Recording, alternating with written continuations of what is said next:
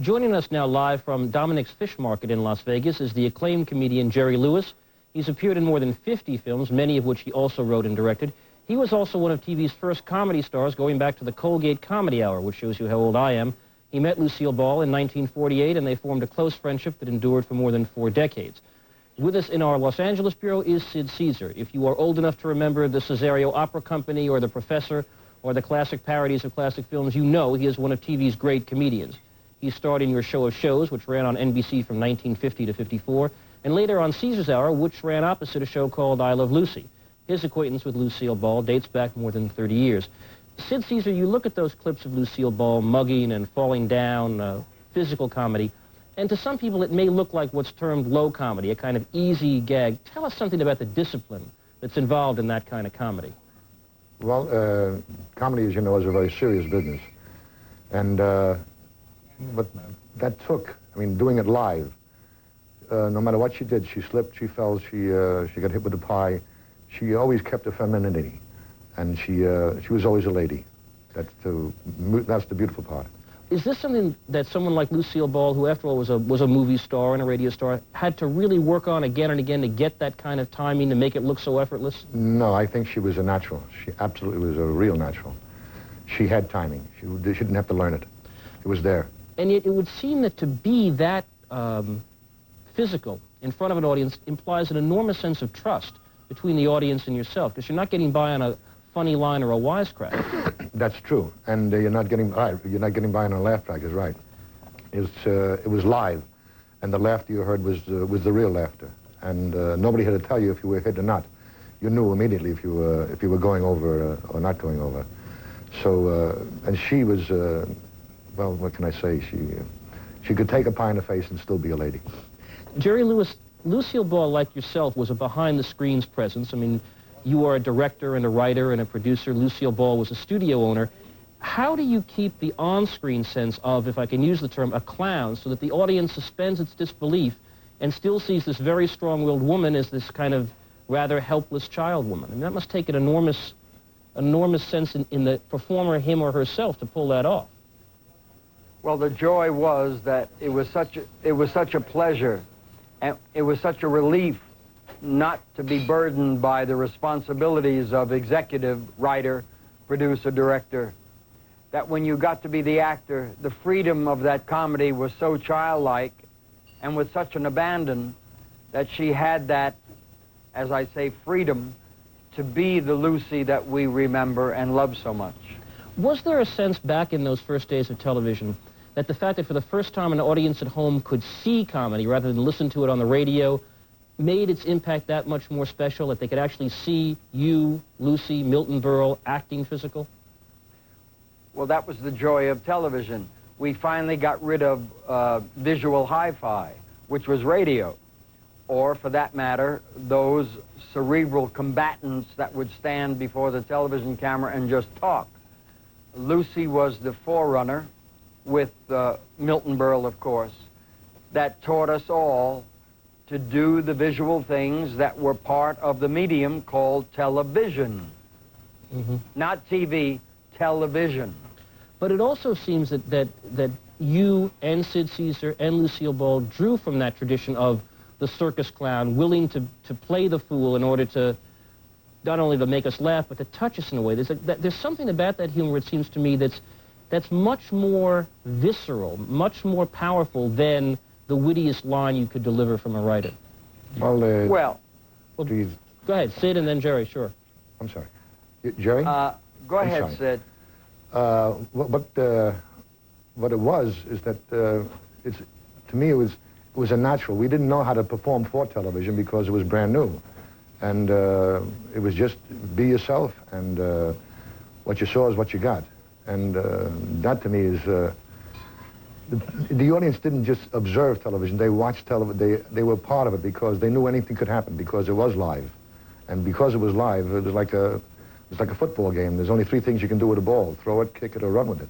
But will he fumble it? Will he do it? Will he this? Will he this? Will he pass it? Will he catch it? Will he don't? That's the wonderful thing, that's the dimension I think that is missing today, is the fact that it is live, the fact that anything can go wrong. Jerry, you wanted to get in on that point I was making about the nature of that comedy, why it seems so to touch us so much? Well, I think Sid said it all, with the exception of one point. Lucy learned during the incubation period. She learned from what she was doing that that's what had to be done in order to get through to the audience, that we were indeed in a visual medium. So she captured the visual concept and turned the audible concept into visual and made it work for her. I don't know that she knew it instinctively, yes. I don't think that she knew it intellectually. Mm-hmm. None of us knew it intellectually. We all worked based on instinct because it was the beginnings. Mm-hmm. We're going to take a break, and we're going to continue our discussion about Lucille Ball and about television in just a minute. What's fair is fair. And frankly, Price Pfister is the fairest faucet of them all. Starting with the fabulous finishes they offer outside, right down to the feat of engineering that's inside. The quality is formidable, thanks to a heart of solid brass. And another fine feature is how affordable it is. So find yourself a Price Pfister, the fabulous faucet with a funny name. Introducing Zappa Pack. Cheese whiz for one. Starts with a flip, then a zip, zap, and dip. Make your leftovers hip with a zip, zap, and dip. New Zappa Pack cups. Cheese whiz for one. For a hot cheese sauce and a zap. For a meal or a snack, get the new Zappa Pack. Tangy cheese whiz for one. Gonna make your food. Zappa Pack cups. New from Cheese Whiz. The flip it, zip it, zap it way to add a little zip. I'd like to make a simple point about a new gasoline additive called ProCare. You see, without proper care, even new car engines accumulate deposits that can lead to a rough-running engine. Fortunately, there's ProCare. Added to a single tank full of gasoline, ProCare's patented Techron chemistry begins cleaning deposits not only from fuel injectors, but throughout your engine's intake system for a noticeably smoother performance. New ProCare for a smoother running engine. Your next home or garden project will cost less at Grossman's, guaranteed. Find identical project items at lower prices, and we'll beat them by 5%. Guaranteed lowest prices. On sale now, Certainty Craft Insulation. R11 just 12.5 cents a square foot. R19 for 22 cents a square foot. Richmond's gas water heater, the Energy Miser with the 5-year warranty, 30-gallon capacity, only $94. Grossman's, your home and garden project store with guaranteed lowest prices. Don't be afraid. Come in. I'm here to demonstrate the amazing DeLonghi Roto Fryer. It has a unique rotating basket that turns the food round and around, dipping it in and out of the oil. So it uses only half as much oil as traditional deep fryer, producing foods that are lighter, crispier, and healthier. The DeLonghi Roto Fryer. It runs circles around other deep fryers.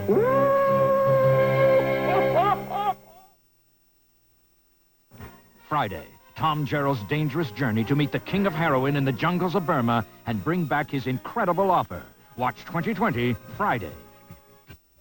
Tomorrow, organically grown food. Is it worth the extra cost? Also, Surgeon General C. Everett Koop and James Woods coming up on Good Morning America tomorrow.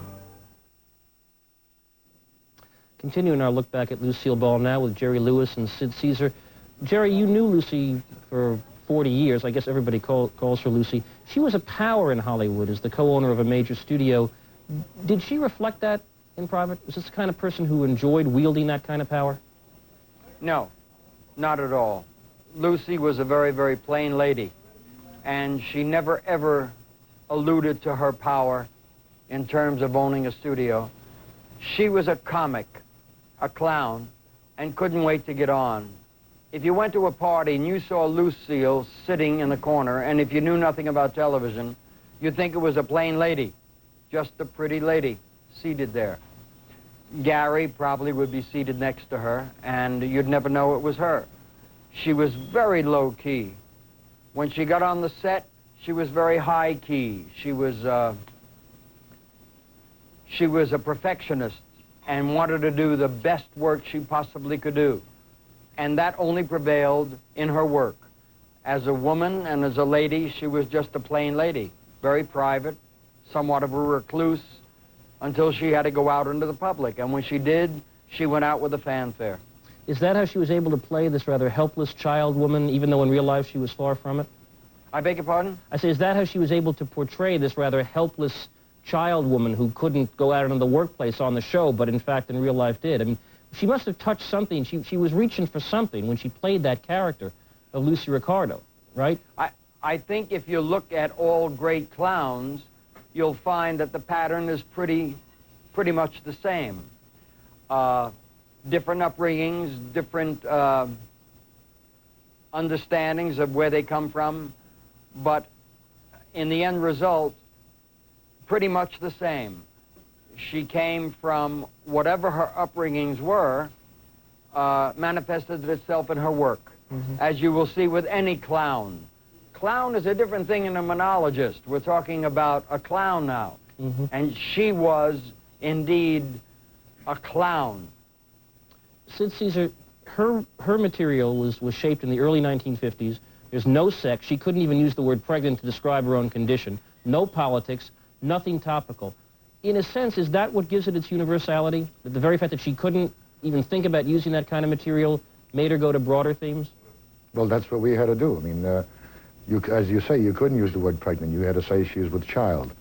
But the main thing was that all that material was stuff that you do every day, things that you do every day. It happens to you every day, only it's exaggerated, that's all. So people can identify with it because they know, they can feel what's going on. Oh, that's Uncle Jake, or that's Uncle Dick, or that's Aunt Tom. It's a thing that you can recognize. It was recognized immediately. So it really didn't even need jokes because they recognized it and it was exaggerated, and that's what made it funny.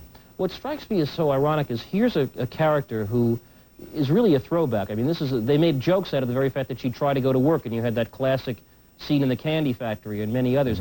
And yet it works for a generation for whom, you know, there are women on the Supreme Court, there are women running for vice president. How does that translate 35 years later into laughter that we can all recognize?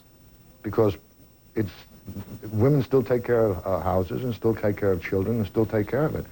And I think it's imbued in the public that they know what she's doing and what she was doing. Because you do the same thing today. If you take a girl out, you still get embarrassed, you're still on the first date, and it still holds true. It's like going to the movies with a girl and try to get your arm around, just to get your arm around her, it took an hour and a half. And people still know it today because it still happens. Jerry Lewis, let me ask you, if Lucille Ball were young today and came to today's television world with all its polling and its research and said, I got an idea for this show.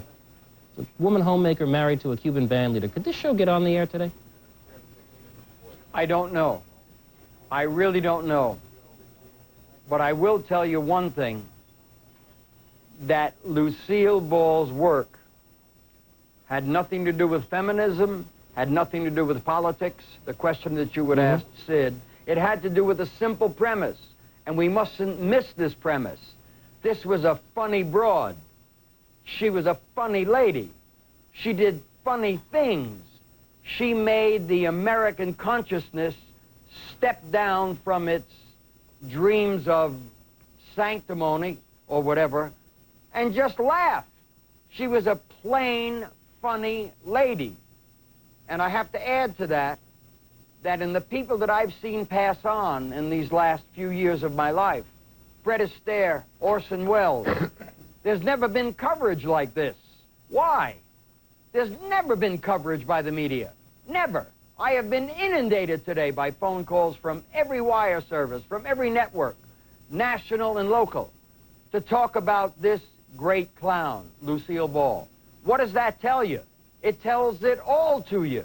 Yes, it does. She was magic. And she was magic because she made the people in Bangladesh forget they were hungry. That's what comedy is. I didn't mean to get on the soapbox, but I had to say that. No, it's a good way to top this off. Jerry Lewis and Sid Caesar, two of the great comedians, thank you very much for joining us tonight. We will be back in a moment with an important word about tomorrow's Nightline and a special Koppel report. Do you know how to do this and how to do that? Neither do I. That's why I come to Ace. My helpful hardware man knows how to do just about everything. Hey, Ace is the place for me. I need a taste. Ooh, give me just a taste. NutraSweet. Why so many things taste so good. I want a taste, yeah, NutraSweet. This young man's got college plans. This couple's got family plans. And this family's got vacation plans. If you do too, hurry and get Volkswagen's new financing assistance plan with savings up to $1,500 on GTIs and savings on Jettas, Foxes, even the Wolfsburg limited editions. If you've got weekend plans, career plans, but not much of a savings plan, hurry. For a limited time, your Volkswagen dealer's got the financing assistance plan. I need something for my sore throat. Here's a cough drop. Why take a cough drop for a sore throat? Try Sucrets, the sore throat specialist. Sucrets has the medicine hexylresorcinol. Cough drops don't. Sucrets. For sore throat relief, get Sucrets, the sore throat specialist. Another day is turned to night. Close your eyes, say goodnight. Sominex has the one ingredient doctors recommend most to help you fall asleep safely without worry. Sominex. Good night. Imagine you were a car. What would you be? You'd be a sports car. You'd be quick, agile. You'd be turbocharged. And of course, you'd be a Porsche. See your local authorized Porsche dealer. Tomorrow night, ABC News will present a special report on the extraordinary explosion of drug use and violence in Washington, D.C. We'll look at how the people of Washington are coping and focus on evidence that the nation's capital remains a segregated city to this day. Our programming begins with the Koppel Report, D.C. Divided City, in prime time from 10 to 11 p.m. Eastern Time. And we'll resume at 11:30 with a special edition of Nightline. Among our guests, Washington Mayor Marion Barry, Federal Drug Czar William Bennett, Housing and Urban Development Secretary Jack Kemp, and Georgetown University basketball coach John Thompson. That's our report for tonight. I'm Jeff Greenfield in New York. For all of us here at ABC News, good night. This has been ABC News Nightline. If you wish a printed transcript of this or any Nightline broadcast, please send $3 to 267 Broadway, New York, New York, 10007, or call area code 212-227-READ. Presentation of ABC News, where more Americans get their news than from any other source. When I was a kid, my mother would read me the greatest stories. Around 8.75%, and that is taxable. But what I was going to say is that... Chance to get away. Enter to win one of 500 getaways to any of these colorful vacation spots. Save now during the Payless 50th anniversary sale.